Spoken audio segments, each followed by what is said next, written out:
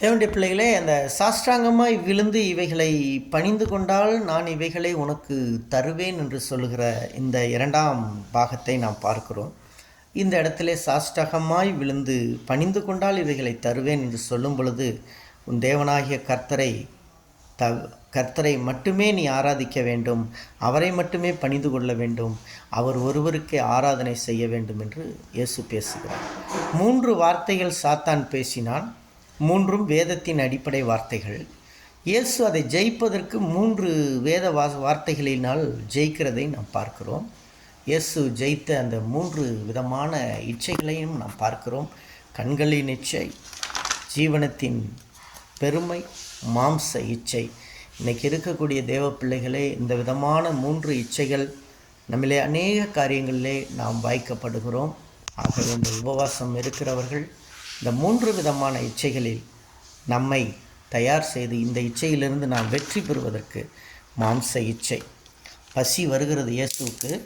அந்த பசி வந்த நேரத்தில் மாம்ச இச்சையில் பேசுகிறதை நாம் பார்க்கிறோம். மாம்ச இச்சையில் பேசி எப்படியாவது இயேசுவை அந்த கல்களை அப்பமாக்க சொல்லிவிடலாம் என்று பார்க்கிறோம்.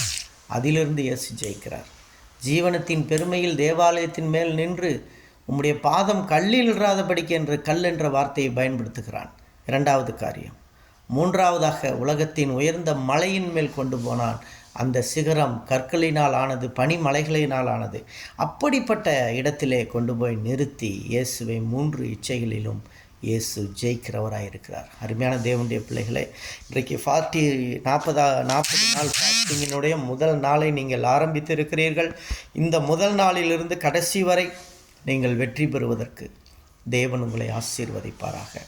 தேவன் உங்களை பலப்படுத்துவாராக. தேவ கிருபை உங்களை தாங்கட்டும். May God bless you all. நாம் ஜெபிப்போமா? அன்பின் கர்த்தாவே, உம்மை துதிக்கிறோம், உம்மை சோத்தரிக்கிறோம். என்னுடைய பிள்ளைகளுக்காக நான் ஜெபிக்கிறேன். அவர்களை ஆசீர்வதியும், அவர்களை பலப்படுத்தும். அவர்கள் எல்லா நேரங்களிலும், எல்லா சூழ்நிலைகளிலும் அவர்கள் தேவனுடைய பிள்ளைகளாய் இருந்து தேவனுக்கு சாட்சிகளாய் இருக்க தேவன் அவர்களை ஆசீர்வதிக்கட்டும். தேவன் அவர்களை பலப்படுத்தட்டும். அருமை பிள்ளைகளே, இந்த நாளிலே தேவன் உங்களை ஆசீர்வதிப்பார். கர்த்தருடைய கரம் உங்களை பலப்படுத்தும். நாம் பார்க்கிறோம், விசேஷ நாள் இந்த உபவாச ஜெபம். இந்த உபவாச ஜெபத்திலே விசேஷமாக நாம் உபவாசத்தோடு ஜெபிக்கும் பொழுது தேவன் உங்களுக்கு ஆசீர்வாதத்தை கட்டளையிடுவார். May God bless you.